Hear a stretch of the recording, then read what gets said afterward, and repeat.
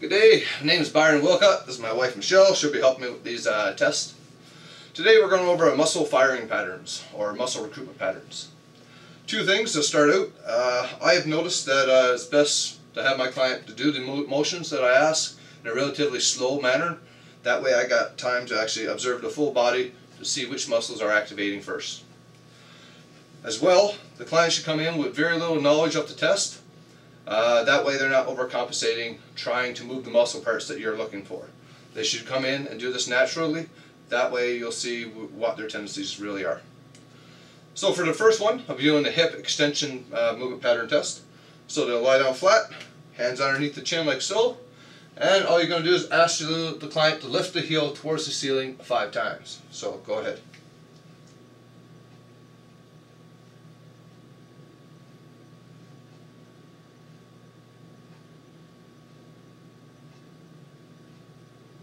Okay, ideally what you're looking for is activation of the hamstrings followed by the gluteus maximus. At the very end of the movement there can be a little bit of movement in the spinal extensors.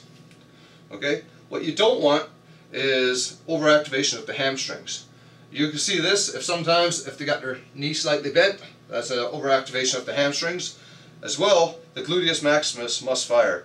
There is a tendency for some people to not even use their gluteus maximus. They'll use their hamstrings and they'll use their thoracolumbar area to lift their leg. As well, you want to be looking at the shoulders to make sure there isn't much movement. Throughout the movement, she was okay. There was a little bit too much movement in the thoracolumbar area, and there was a little bit of movement in the shoulders. But her gluteus maximus fired and her hamstrings fired, so that was good, and her leg remained straight throughout the whole test. So next I'm going to get you to roll over. Next we're going to do the trunk curl up test. Okay, so you're going to hit your client to lie down, feet shoulder width apart, knees around 45 degrees, or sorry, 90 degrees, hands on the thighs, arms straight. All you're going to do is have your client curl up like a normal curl, till her hands touch their knees and or their scapula comes off the ground. So go ahead and give me 5.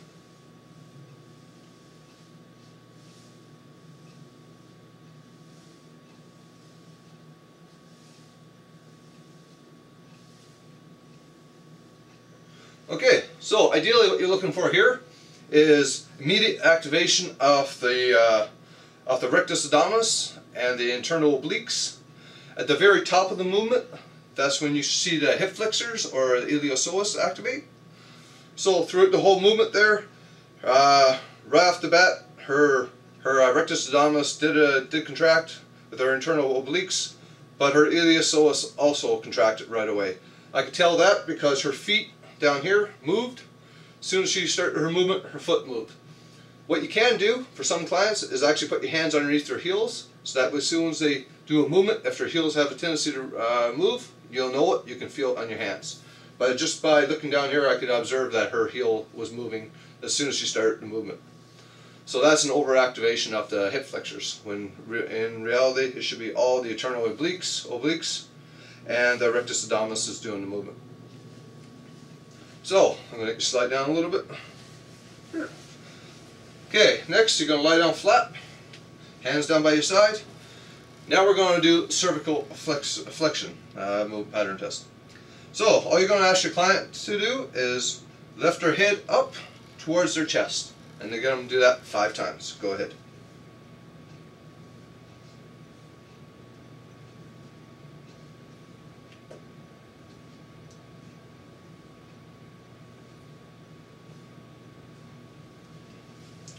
Okay, what you're looking for here is that the deep neck flexor muscles are the ones that's moving the neck, and not the synergist muscles such as the scalene or the sternocleidomastoid muscles. So, what she was doing there, right off the bat, you can see she pushed her chin out, which means her synergist muscles were taking over right away, and then she was curling up. She finished fine, but to start, you can tell that it was her synergist muscles that were activating first. So, ideally, her head, her chin, should be moving towards her chest before her head even leaves the mat. So there should be cervical flexion starting right at the beginning, not after.